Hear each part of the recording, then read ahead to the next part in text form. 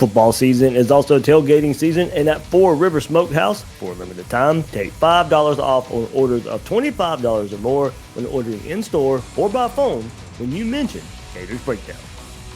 Get the Manscaped Performance Package at manscaped.com for 20% off plus free shipping when you use code GatorsBreak20. Want more Gators Breakdown? Join Gators Breakdown Plus.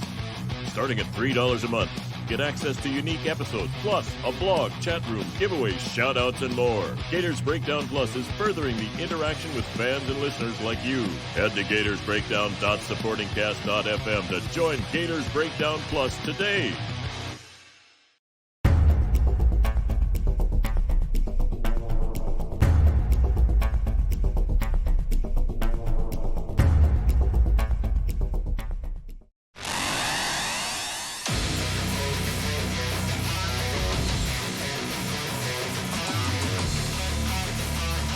Gators Breakdown, because there's never a dull moment in Gator Nation. The Gators Breakdown podcast is ready to go. I'm your host, David Waters, and you can find me on Twitter at GatorDave_SEC. Florida, South Carolina, both teams sitting at 4-4. Not a lot to really get excited for, but here we are. Going to break it down for you anyway. Still a football game. Still get to see our Gators play. 4 more games, at least, during the regular season.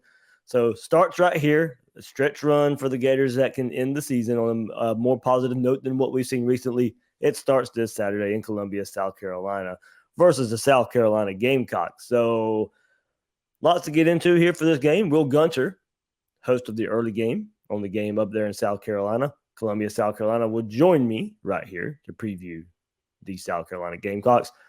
You know, Will, he's been on the show, I think, every year we've had it since we started Gators Breakdown previewing South Carolina. Always does a great job. We'll get into South Carolina with him coming up right here on this episode of Gators Breakdown. Then I'll give you my thoughts on the game as well. Path for the victory is pretty easy for the Gators this week. When you look at stats, how the season has played out for both teams kind of so far. Of course, we've learned this season already. Stats won't tell us the whole story, and stats it doesn't mean that the trend will happen, whatever these stats tell us. But of course, you go back and look at it. If it doesn't happen, you go back and looking like, what in the world happened? if the stats and the trends of the season do not play out the way they have been so far this year. So we'll get into all that. Stats say, and I'll preface it with that, stats say this can be an easy victory for Florida. We'll see. We'll see where it goes. Here we are, as we do every year, Florida, South Carolina week. Wil Gunter, good friend, joins me from 107.5 The Game, host of the early game up there in Columbia, South Carolina, talking South Carolina Gamecocks, as I said, every year, joins us right here on Gators Breakdown to preview these South Carolina Gamecocks. So, well, man, I hope you're doing well, and hopefully get to see you in just a couple of days. Yeah, it's what we were just talking about. The young son has a soccer tournament, and now they're calling for rain. It's going to be cold for Florida fans. I don't know what the coldest game y'all played in this year is, and I was kind of looking at it, but it looks like maybe temperatures in the high 40s, low 50s at kickoff time, and now they're actually calling for rain in the morning. So that forecast is still a few days out. So we'll see how that affects, or if that changes a little bit. But if the soccer tournament is played on time, we'll get the tailgate, maybe play a little cornhole, and who knows, maybe we'll fight a little bit in the parking lot over who team's better. There we go. Both teams 4-4 coming into this game, of course. So, yeah, weather definitely, 2 years ago, a little cold, drizzly, rainy day in Columbia as well when these two teams met up. So, well, we know. Look, first-year coach, Shane Beamer here. Overall thoughts of the program so far under him, and does it look like he's learning as a head coach in year one? I guess can you tell he's a first-year head coach? There's been some mistakes. There's no doubt, and one of them is at offensive coordinator, and that's where a lot of people are very upset right now. Marcus Satterfield was an unknown hire. If you go back into the process, Mike Bobo, the offensive coordinator under Will Muschamp, was expected to be the guy. And what ended up happening was Mike Bobo accepted a new contract, signed it, agreed, or maybe he signed it. We don't know 110%, but at least agreed to it. Held a press conference with Shane Beamer, talking about how excited he was to be at South Carolina to coach with Shane Beamer to run the offense. And then about 5 days later, went to Shane Beamer, and I guess the way things work in college football, said he had a new offer from Auburn, and it was worth a lot more money, and South Carolina declined to match it. And so Shane Beamer, in about the middle of January, I think it was about January 10th, had to find a new offensive coordinator, and at that point chose Marcus Satterfield, who had previously been an offensive coordinator at Temple, had been with the Carolina Panthers last year as an offensive analyst and learning under Joe Brady.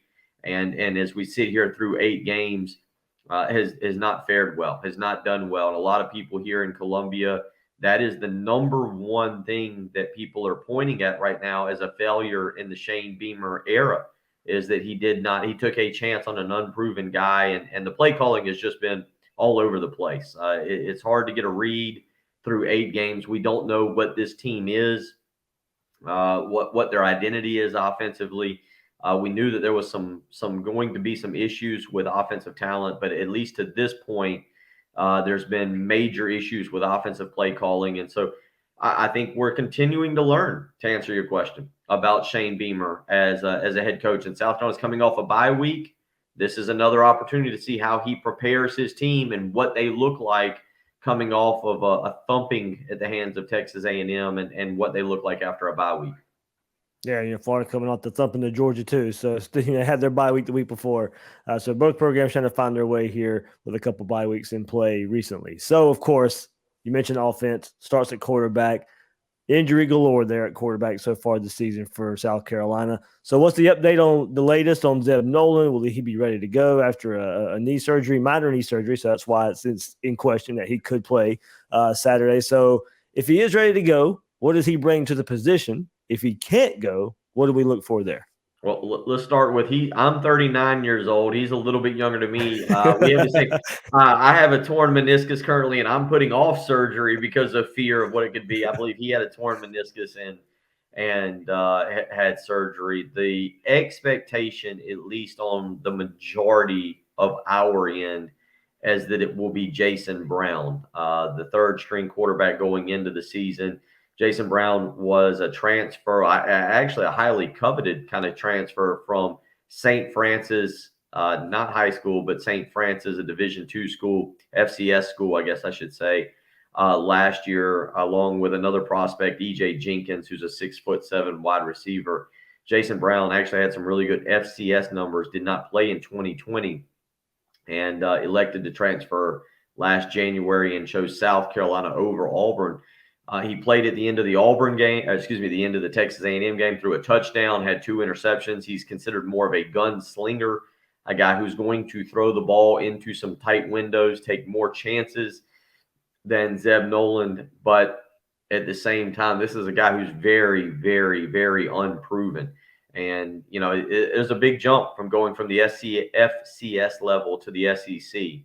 And so we'll see if he is the guy that gets the nod. The belief is that Zeb Nolan will not be healthy. And if he is, quite frankly, we're talking about a knee injury. We're not talking about a guy who can run to begin with. This isn't a quarterback who's going to beat you with those legs and is a statue already. If he plays, I think a lot of us will be shocked and really question coaching decisions even more at this point. Got you there. So, of course, probably going to lean on the run game a bit more. You thought that was probably going to be the formula for this offense coming into this season anyway. So with quarterback play being limited, look, this run game still includes talented backs. I mean, Kevin Harris, we know the potential he brings to the table. Marshawn Lloyd, highly recruited running back coming into the fold for the Gamecocks as well, but can't really seem to get it going. But you got to mix it all together. Quarterback play, of course, plays into it. Maybe the offensive line too. Is there, with the bye week, off the bye week, is there hope there that maybe something has been found there. But look, you also don't know at the same time. You don't know what you're getting from this Gator rush defense. A couple weeks ago versus LSU, they couldn't stop a simple counterplay. I'm sure South Carolina saw that, and maybe something they can get out of that. Florida coming off a pretty good performance versus Georgia. So you just don't know what you're getting with this Florida rush defense at the same time when you probably know South Carolina is going to rely even more on that run game now. David, that's part of what we don't know about Marcus Satterfield is what exactly he will elect to do with the offensive game plan. The run offense has been pathetic, to say the least. Kevin Harris, you mentioned, had, thank goodness it's video so I can do this, minor back surgery during the offseason. I've never heard of anybody having minor, but again, I'm 39 years old. There is no such thing as minor surgery. When you have surgery, you have surgery. But in the game of football alone, when you have surgery on your back, it's a concern. And I don't think personally that Kevin Harris has been 100% all year long. The offensive line has not been very good at all. There's been not counting false starts or bad holding calls. They've been pathetic. I mean, that's just the way to solve it. Potentially the best offensive lineman, Dylan Wanham, is questionable for the weekend. He is the right tackle, and according to Shane Beamer earlier today in his press conference, is still questionable. I don't think we're going to see him. For whatever reason, it hasn't meshed, and just whether you want to credit Mike Bobo, maybe that's what we just need to do, because 4 out of the 5 starters from the offensive line that produced 1,000-yard rusher last year are back. The one guy that's not back is on the Tampa Bay Buccaneers roster.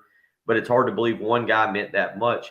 Maybe Mike Bobo covered it up with his schemes, with his play calling, whatever it is. It's not worked this year. And South Carolina does have some talented running backs. Marshawn Lloyd was a former high 4-star, low-level 5-star prospect. Kevin Harris has run for 1,000 yards.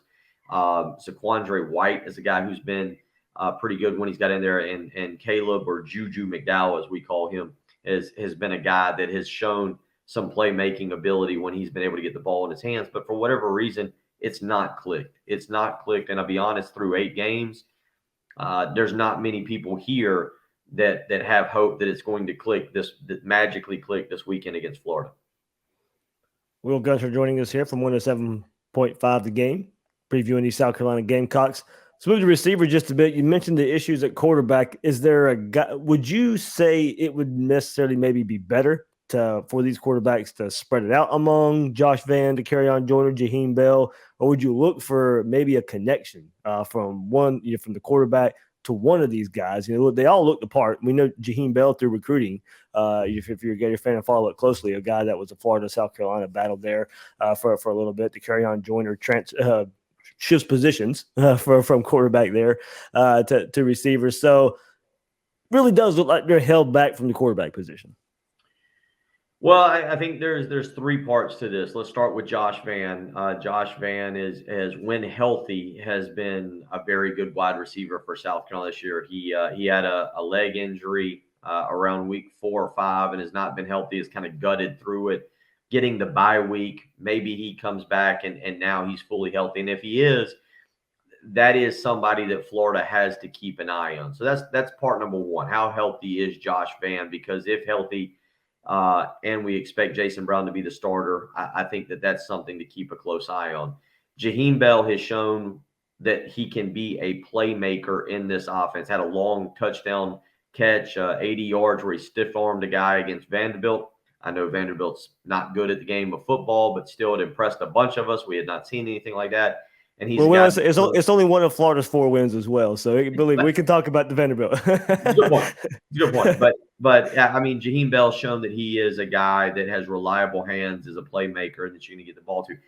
The guy to watch, if it is indeed Jason Brown, and write this down because it's not a guy that you're going to be familiar with, is E.J. Jenkins, 6'7", about 240 pounds, has played a little tight end, has played some wide receiver. And the reason I mention E.J. Jenkins is he transferred from St. Francis with Jason Brown, and the two have a connection. And Shane Beamer even saying today, in the press conference saying today, if we have a 5 wide receiver set as coaches, we're 95% confident that Jason Brown will throw the ball to EJ Jenkins. Jenkins is a matchup problem.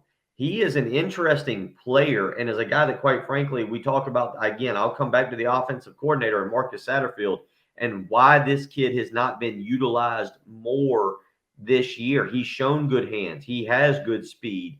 He is a matchup in terms of height nightmare, and yet they can't seem to find a way to get him on the field. Today in our press conference, Shane Beamer was talking about, well, he plays this position and he's been behind Josh Vann, and Josh Vann's our best receiver. So Josh Vann's playing and EJ Jenkins. And, we got to get this guy on the field.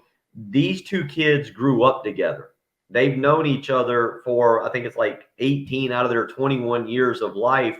There is a connection together. And I'm going to tell you, if Jason Brown is the guy on Saturday night, I know we're not mentioning EJ Jenkins' name because statistically he's done next to nothing this year. Keep an eye on him, and he does look like a guy physically and has shown some things when given the chance. He could be a guy who plays on Sundays, yet for whatever reason, they've not given him the opportunity. It's part of the frustration right now South Carolina fans have with the offense and the offensive coordinator, but that's a guy to keep an eye on. Now, Will, let's move to the other side of the ball. Where do you start on defense? Not a dominating unit by any means, but very opportunistic and a huge improvement from last season. Yeah, they're greatly improved. But again, this was a unit that we thought was going to be pretty bad, to be quite honest, especially in the back seven. The front four, there are some good players there. Zach Pickens was a 5-star prospect. Jordan Birch was a 5-star prospect. Jordan Strawn was a guy who led the nation in sacks last year at Georgia State and was a transfer. Jabari Ellis has been around the program for, I think, roughly 20 years now and has got some experience. Aaron Sterling is another guy, again, going into year number 12 that's an experienced player. You get the point. The defensive line was expected to be better. The linebackers, Damani Staley and Brad Johnson, are good players. They're a little bit slow. I think that's something you can concern yourself with. And then the secondary, Cam Smith is a guy who was highly, highly recruited, but has yet to really show that kind of ability. He's had some nice moments here or there. South Carolina still is struggling at the safety position, even though Jalen Foster, I think, is still tied for the nation lead in interceptions and has played way better than we ever could have anticipated. But certainly that secondary has been a little suspect at times. I think it comes down again to play calling. We media fans were shocked at how South Carolina elected to play Tennessee a few weeks ago. They gave them cushion. Hendon Hooker just threw the out passes, took advantage of them. South Carolina came up.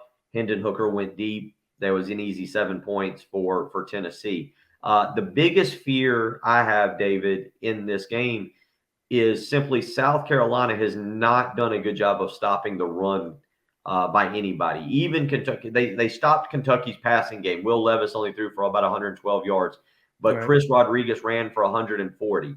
Tennessee had success running the football. Georgia and Texas A&M are really good football teams. South Carolina's not in their league, so throw those games out to begin with.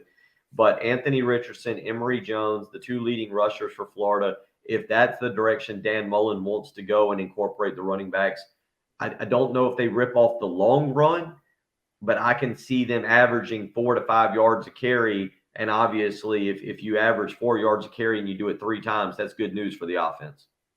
Yeah, well, that's kind of been Florida's MO even when they were running the ball pretty well. It wasn't a home run, but I've probably people were tired of this analogy. A lot of doubles and a lot of triples in that run game earlier on in the season for this Gator run game. So, Gator fans, there you go, coming from Will, something to look out for there for this Florida offense. But still, Kingsley Enagbare, preseason All-SEC selection, just continues to be a force for this defense. Again, 4.5 sacks on the year. If we're going to probably single out anybody on this defense, I think you start right there.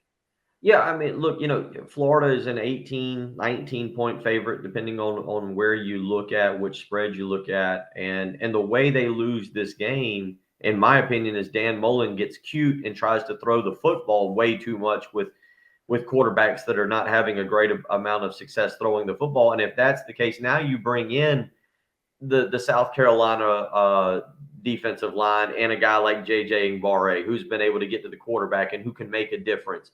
That's where Florida's got to be concerned. If Mullen comes out and just says, look, it's going to be a boring game, we're going to run the football. We'll throw it 15, 20 times, and we'll just walk out of here with a victory. Then you take Ngbare out of the ballgame. He'll make a play or two. He's gonna make a play or two where he gets over and you're kind of wowed by him. But he's at his best when the opposition wants to throw the football and he can line up one-on-one with a tackle and beat him off the edge. But if Florida elects not to do that, you kind of take him out of his game a little bit. You mentioned it, 4.5 sacks. Again, he's a guy who needs Florida to kind of come out and decide, hey, we want to try and test the secondary and throw the football. There we go. Will, let's wrap it up here on this defense. Secondary took the biggest hit of the offseason. J.C. Horn, Israel Mukuamu gone, gives up their eligibility, goes to the NFL. A lot of transfers as well. But here we are, Will. As you said, if Florida wants to pass the ball, this is a South Carolina secondary that helped leads the way for 11 interceptions on the season, 8th in the country right now. So another reason Florida may not want to sit back there and pass the ball too much. Yeah, I don't. You and I have had conversations. We actually had conversations last year in the offseason regarding Torian Gray, and yeah, Florida fans remember Torian Gray. He's now at South Carolina. I think he's a very, very good defensive backs coach. South Carolina fans are thrilled to have him, and he's done an incredible job with a group right now that has a former wide receiver playing defensive back, has a junior college transfer. South Carolina's starting defensive backs, Cam Smith, who should be back for this week, and if he is back, that's a little bit different. And freshman All-American Karan Prunty, who transferred in from Kansas. Prunty transferred out after a week. I guess different football at Kansas. You come to South Carolina, I guess all of a sudden we now realize there's a higher standard for football players at South Carolina than Kansas. So we're hanging on to that one each and every day. That's good news, I think. But this is a secondary that is, as you just mentioned, you lost J.C. Horn, you lost Israel Mukuamu. Jamie Robinson was a guy who went to Florida State who was a starter. Yeah. John Dixon was one of the top backups and went to Penn State. The South Carolina secondary was gutted. And I'm not trying to sell anybody on this group is going to come out and shut anybody down and be phenomenal. Tennessee lit them up like a Christmas tree. But they are an opportunity, as you just mentioned, they're an opportunistic group. And if you don't have a guy who can come out and be 100% accurate, they'll get to you a few times. And that defensive line can cause some issues. Again, that's how South Carolina has a chance in this game. If Dan Mullen watches this interview and goes, oh, no, I can throw the ball all over the field, I'm going to get cute and throw it. South Carolina will make some plays and give their offense a chance. I don't think Dan Mullen's watching Gators breakdown after the. You never know. After the recruiting question this week, he's confused. He doesn't know when recruiting season is. Who knows? He's all over the place. There's no more media the rest of the week. He's not. He or the players, the coach. They're not speaking to anybody. He's got a lot of free time. There we go. Yeah. There we go. Well, man, I can't thank you enough here for giving us another preview of South Carolina. We'll see what the cold weather and all the everything we just previewed here brings up as Florida travels to Columbia. Once again, thank you so much for giving us a great preview here. Always glad to do it, buddy. Look forward to hopefully definitely seeing you this weekend. All right. Wil Gunter, 107.5 The Game, joining us right here on Gators Breakdown. Football season is also tailgating season, and there's nothing better for a tailgate than Four Rivers Smokehouse, named the #1 barbecue by Southern Living Magazine. Four Rivers Smokehouse is a family-owned barbecue restaurant specializing in 18-hour smoked Angus brisket. Get that, get the ribs, get the pulled pork, the pulled chicken sliders, all of it so good, but get it with those home-style sides and those fresh baked desserts at any of Four Rivers Smokehouse's 13 Florida locations. Four Rivers party packages come tailgate ready, so you can spend more time watching all these games when Florida's on the road this week and not the grill. Enjoy the Gridiron Pack for $4 for $54.99 or the Party for 12 pack for $109. Each package includes Four Rivers award-winning barbecue meats, home-style sides, buns, and signature barbecue sauce. For a limited time, take $5 off on orders of $25 or more when ordering in-store or by phone when you mention Gators Breakdown. So, Gators on the road this week, of course. Don't worry about that grill. Call Four Rivers. If you're in Gainesville, swing by the Four Rivers in Gainesville, located in Butler Plaza. If you're tailgating at home in the Orlando, Jacksonville, Tampa, or Tallahassee areas, you can also enjoy the best barbecue anywhere in Florida at Four Rivers Smokehouse. Holiday season is approaching, and I'm giving thanks to our friends at Manscaped. Gift yourself or someone who needs it with the Manscaped Performance Package. Join the 4 million men worldwide who trust Manscaped with 20% off plus free shipping with the code GatorsBreak20 by going to manscaped.com. What's in that Performance Package 4.0? Well, of course, it includes the Lawnmower 4.0. The 4th generation waterproof trimmer features a cutting-edge ceramic blade to reduce grooming accidents. Turn on that LED spotlight when needed for a more precise shave. The Performance Package 4.0 also includes the Weed Whacker.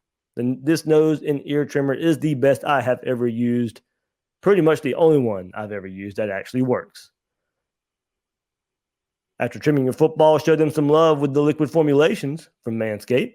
The Crop Preserver Ball Deodorant and the Crop Reviver Ball Toner are here to take your ball game to the next level. Manscaped even throws in 2 free gifts with this Performance Package 4.0, the Manscaped Boxers and the Shed Travel Bag. But here we are. New stuff right here from Manscaped. They've been busy, and they just launched their refined body wash and a 2-in-1 shampoo plus conditioner. Both feature the Manscaped signature scent. Your body will be oh so fresh and oh so clean when you start your self-care routine with the ultimate body wash, shampoo, and conditioner. Get all that at manscaped.com. Get 20% off plus free shipping with the code GatorsBreak20. That's 20% off plus free shipping with the code GatorsBreak20. Head to manscaped.com. All right, here we are. Let's take a look at this game. And, of course, we'll start with the stats and what it could possibly show here. Or, well, actually, what it shows and what can possibly happen here. So, man, you start looking at it, and you can see you see the path for a Florida victory. I mean, we talked about it with Will. South Carolina's troubles. It is – just look at the stats, honestly. If you're watching the YouTube version, you can look at them yourself. I'll go through them here as well if you're listening to podcast version. But total offense, Florida's still 3rd in the SEC, 11th in college football. Other side, South Carolina, 13th in the SEC, 115th in total offense. Whew. Florida averaging 483 yards a game. South Carolina, 327 yards a game. Well, here we are, just looking at South Carolina here. Scoring offense, 13th in the league as well, 115th in the country. Rushing offense, 12th in the league, 106th nationally. Passing offense, 11th in the SEC, 91st nationally. I mean, even with Florida's troubles, inconsistency on defense this year, this is a pretty bad South Carolina offense. You have to take advantage. Florida should take advantage. Even with a middle-of-the-road SEC defense, you're going against a national-level bad offense in South Carolina. And I know we can all go back and point to the LSU game and a lot of the similar feelings we have here. Florida's got to take advantage. They should. They really, really should here, especially with all the quarterback problems at South Carolina as well. I mean, new quarterback, hasn't played a whole lot. Your 3rd-string quarterback. So these numbers right here for South Carolina is when their 1st and 2nd-string quarterbacks play in. Now they're on their 3rd-stringer.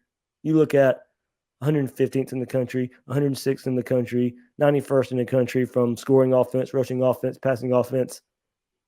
I mean, come on. There's the story. There's the story right there, at least, when South Carolina's offense is on the field going against this Florida defense. But looking at the other side, I mentioned total offense for the Gators, 3rd in the SEC, 11th nationally, 483 yards. South Carolina, 39th in total defense in the country, 8th in the SEC, though. So still, pretty far back there. They are giving up 346.4 yards a game to South Carolina defense. 8th in the SEC, 58th in the country in scoring defense, rushing defense. Here we go. This is a story for the Gator offense. You heard us talk about it. South Carolina rushing defense, 11th in the SEC, 87th nationally, giving up 169 yards a game. We'll get into that more in just a second as well. But they do cause some turnovers. We'll get into that too. So there's your path. Run the ball. Don't take many risk in the passing game. there's your look at some key takeaway stats there for Florida and South Carolina. All right, so let's get back to it, and let's just look at the path for a victory here for the Gators. You can put it together yourself right there just by looking at the stats. Of course, we'll see what happens at quarterback for Florida. That's a big part of this. With Richardson's concussion, health status, recording this on a Wednesday. He didn't practice Monday or Tuesday for Florida. Dan Mullen said that in the article he had there with Edgar Thompson. After no media availability, does have an article out there put out Tuesday, of course, about kind of program status, but did and was asked about Richardson. That's what we can glean from it right now.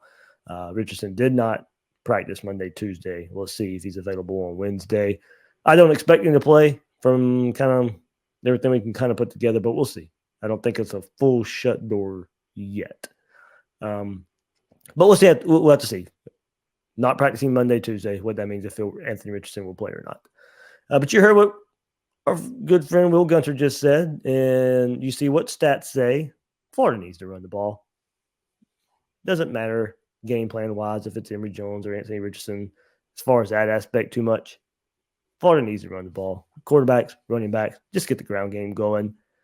I'd love to see Richardson get the reps he needs to build for the rest of this season.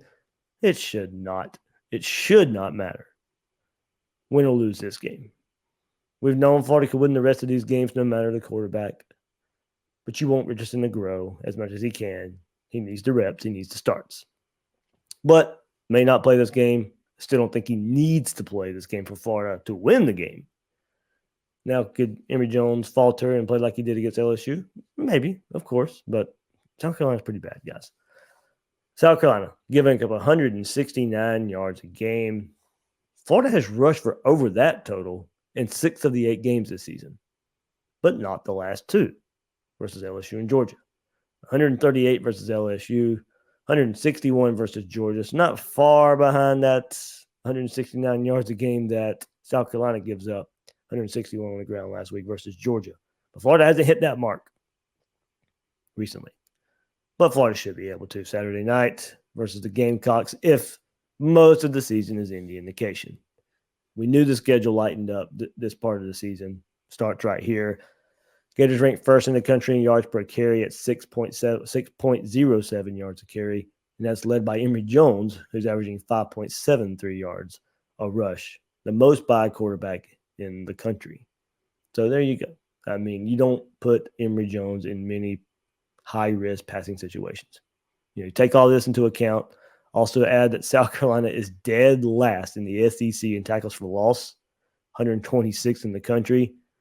This is a remedy. It's a get-right football game for Florida. But also playing into that, of course, for the season, going back to this, South Carolina has forced 17 turnovers, 11 interceptions,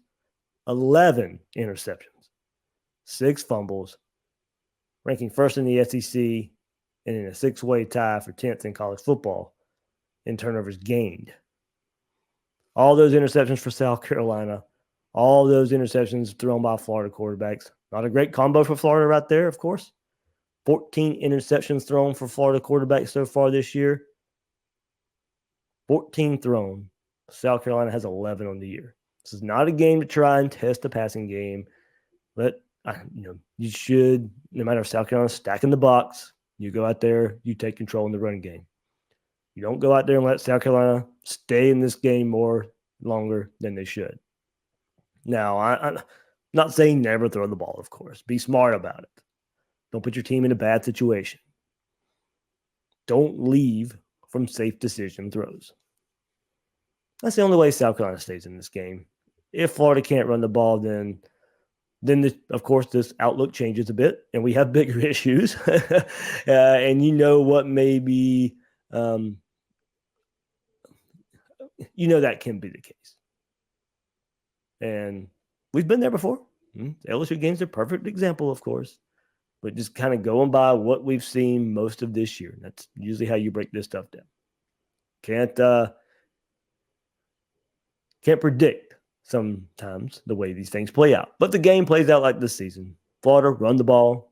Florida don't pass the ball a lot and throw interceptions to give South Carolina a chance. Doesn't matter if we go to the other side of the ball, talk about quarterback situation, how I don't really think it matters for Florida all too much as for a win. Also don't think it would have mattered too much for a South Carolina loss on their side of the ball and when they're on offense. Florida should be able to take an even more advantage now here. Yes, we know Todd Grantham has a tendency to make quarterbacks look better than they are a lot of the time, but that's going to be tough here. Zeb Nolan, minor knee surgery, probably won't be ready, as you heard Will say. He's 2-2 as the Gamecock starting quarterback. I'll talk about him just in case. Became the first QB to post victories in each of his first 2 starts since Jake Bentley did so in 2016 for South Carolina. He's 39 for 67, 58% for 512 yards with 6 touchdowns, 1 interception for South Carolina. Now, look, he threw 4 touchdowns. So he's got 6 on the season. 4 of them were the debut in his Gamecock debut against Eastern Illinois. Had a 61-yard pass to Josh Vann on the first offensive series at Georgia as well. Cut his finger when he had his hand stepped on. Was unable to continue versus Georgia. Did not play again until replacing Luke Doty, who they thought would be the starter all year for the final drive against Vanderbilt. Doty was supposed to be the guy this season, but he can't stay healthy. That's why they're turning to Zeb Nolan. Yeah. But you heard Will here. More than likely, now Jason Brown would make the start against the Gators. He'd be the Gamecocks' 3rd starting quarterback this year, following Nolan, following Doty. Brown played in 18 games, including a dozen starts for St. Francis, Pennsylvania Red Flash. There, he was 253 of 411 passes in his career, 61% for 3,124 yards, 28 touchdowns, 6 interceptions. Limited duty so far this season for South Carolina. Second half action in the season opener versus Eastern Illinois, 4 of 5 for 45 yards in that game. 1 snap, incomplete at Georgia. Then saw most of his action in the last game for South Carolina at Texas A&M. He was 8 of 14, 84 yards, touchdown, 2 interceptions. For the season, 12 of 20, 129 yards, touchdown, and 2 picks. So with the likelihood of Brown starting, maybe South Carolina turns to the ground game even more. And this is where the Florida defense would need to respond. This is not a great South Carolina offense by any means. The only way they're realistically going to win this game is if they start running the ball. For the Florida run defense, 5 rushing touchdowns the last couple games. Definitely don't want to see that. Held Georgia in check for the most part to that long gain at the end of the game, a late touchdown. But there's 5 rushing touchdowns. Still, the last couple games, not a plus. South Carolina's got some good running backs, but they can't get it going. Haven't been able to get it going all year. You hope it doesn't start here. It should not start here. South Carolina failed to get 100 yards rushing in 5 of their last 7 games. So it's been an inconsistent performance, of course, for this Florida defensive front, defensive line, linebackers, stopping the run. But this plays sound football. And that's the biggest issue versus LSU is just not sound football. There's nothing exotic about this South Carolina offense. No matter what quarterback's out there, nothing exotic. They're probably going to, I would assume, come out, try and protect their quarterback. Try and see if these talented running backs can get something going, especially after Florida's inconsistency so far this year. So good to go out and play some sound football. Take whatever bunker mentality has been there this week.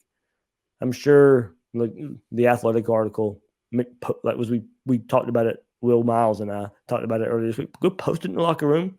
All that soft talk about this defense, all the lack of physicality and not being a tough defense.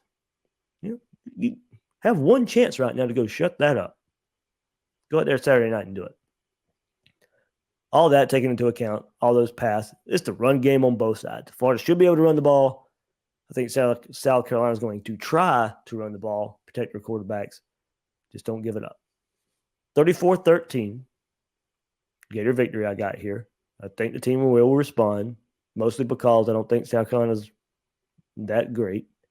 I don't think Florida's that great either, but kind of look at how this season has played out a little bit and who they've played, who Florida played, some of the comparisons there. You can see a couple score victory for Florida. Now with South Carolina on their third string quarterback as well. I mean, I think this should be a run-dominated attack for Florida. Now, I am interested. Richardson can't go. Emory's your starting quarterback. He's a big part of this run game. How often do you let him get involved in the run game? Do you try and protect him a bit? So this running attack may be more based on the running backs for Florida, not necessarily the quarterback. Now, I don't think you coach scared. I think whatever happens, happens.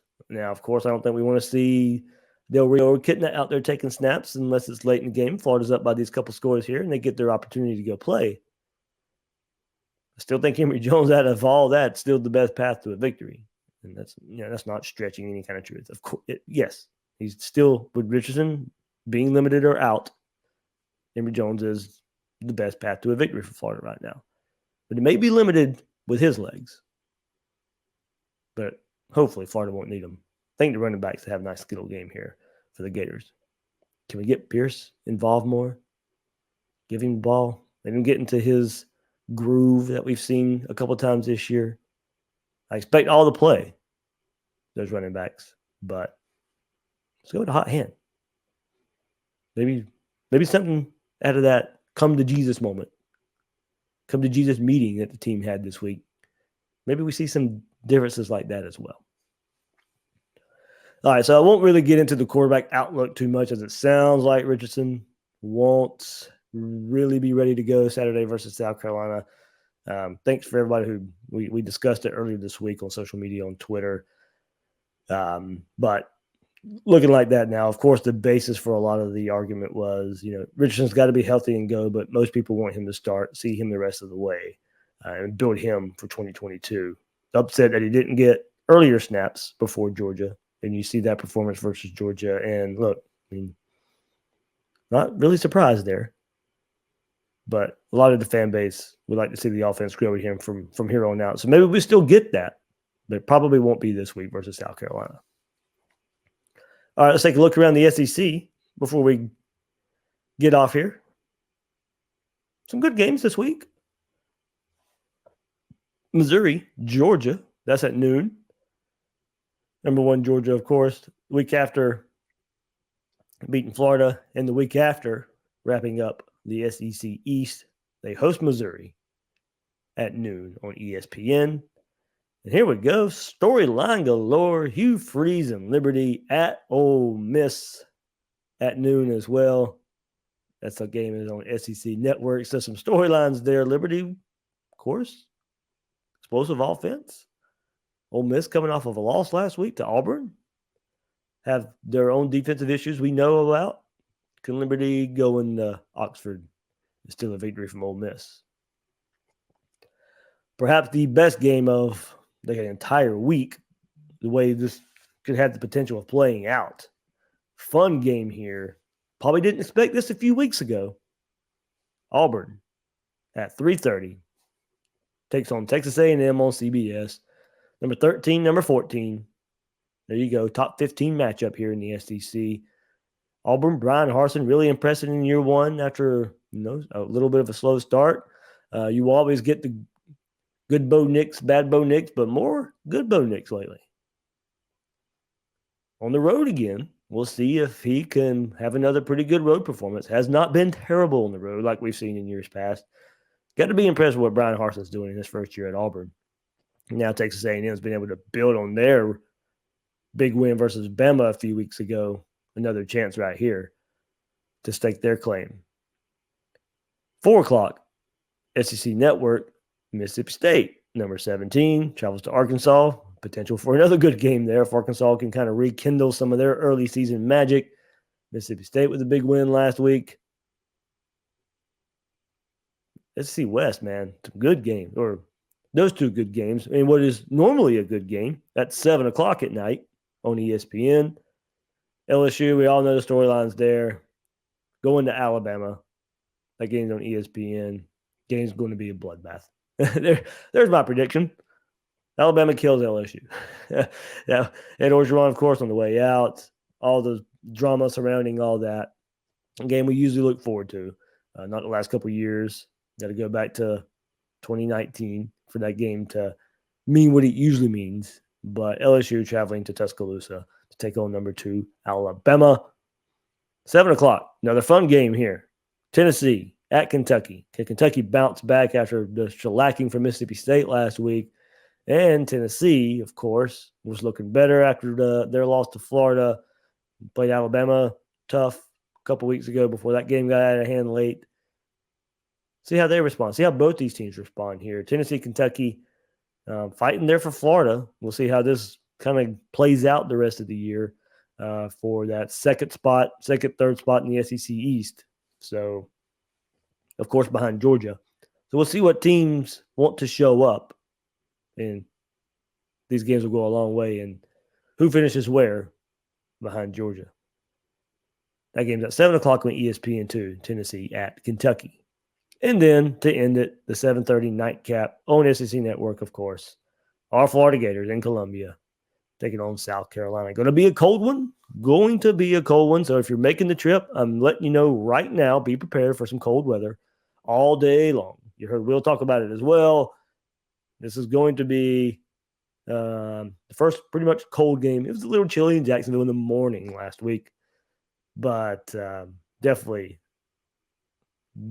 a different animal this week with some weather rolling through and causing that cold weather to be here all day Saturday I'm going up there, so we'll be tailgating in some chilly weather and then some pretty cold weather that night in Columbia. So bundle up, have your coffee, have your hot chocolate ready in between your favorite beverage there while you're tailgating if you're in Columbia. But expect the cold one there for Florida, South Carolina. So, all right, that'll do it here for this episode of Gators Breakdown. I am the host, David Waters. You can find me on Twitter at GatorDave_SEC. Guys and girls out there, thanks for listening to this episode of Gators Breakdown.